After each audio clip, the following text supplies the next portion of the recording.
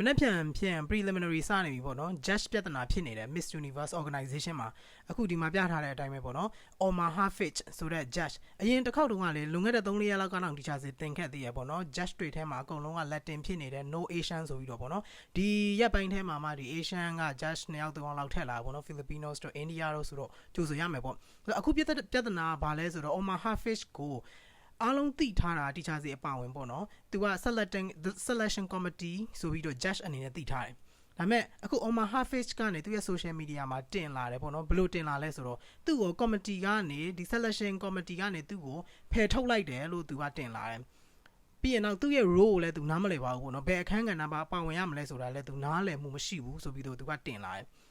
အဲ့ဒါဘာဖြစ်လို့လဲဆိုတော့ဒီ Miss Universe ရဲ့ဒီpatient ချက်ကိုကြည့်တဲ့အခါ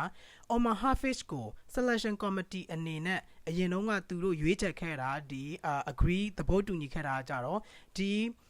Miss Universe ရဲ့ပေါ့နော်တကယ် preliminary round တွေ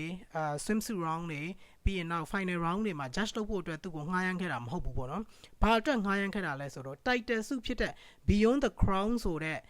ဒီအလှမယ်တွေရဲ့ society project တွေကိုအကဲဖြတ်အမှတ်ပေးဖို့အတွက်ပဲဒီ Omar Hafiz ကို judge အနေနဲ့ငှားရမ်းခဲ့တာဒီသဘောတူညီခဲ့တာဆိုပြီးပြောတယ်ဆိုတော့အခုဒီ preliminary တို့ဘာလို့စမဲ့အချိန်မှာ Omar Hafiz ကိုသူတို့ကနေကဒီ committee ဝင်မဟုတ်ပါဘူးဆိုပြီးတော့သူကဖယ်ထုတ်လိုက်ရောဖယ်ထုတ်လိုက်တဲ့အတွက်ကြောင့် Omar Hafiz အရင်တုန်းက selection committee လို့ရွေးချယ်ခံရတဲ့သူကစိတ်ပေါက်ပြီးတော့အခုဒီ judge အနေနဲ့သူ judge နေရာကနေသူထွက်လိုက်တယ်ဆိုဒီဟာအခုလောလောလတ်လတ်ဒီနိုင်ပိုင်းအတွင်းမှာတင်ဒီ Miss Sociology ကနေတင်တယ် Miss Universe organization ကလည်း statement ထုတ်ပြန်ထားတယ်